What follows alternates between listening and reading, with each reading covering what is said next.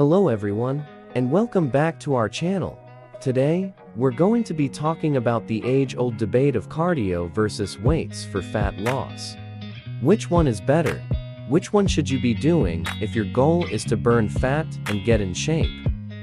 Well, we're here to settle the score and provide you with all the information you need to make an informed decision. So grab a snack, sit back, and let's get started.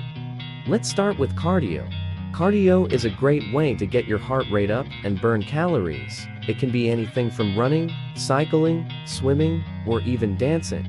When it comes to fat loss, cardio can be very effective. Studies have shown that cardio can help increase the number of calories you burn in a day, which is crucial for weight loss. Additionally, cardio can help boost your metabolism, so you continue to burn calories even after you've finished your workout. Now, let's talk about weights. Weightlifting is a great way to build muscle and improve your overall strength. It can also help increase your metabolism, so you continue to burn calories even after you've finished your workout.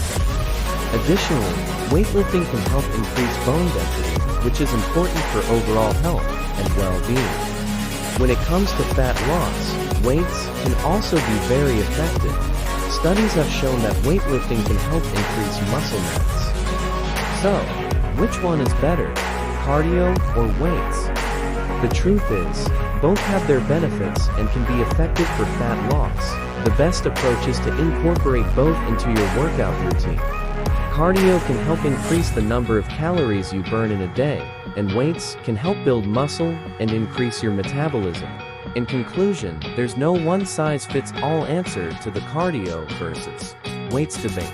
Both can be effective for fat loss, and the best approach is to incorporate both into your workout routine. Find what works best for you, and stick with it. Remember, consistency is key when it comes to achieving your fitness goals.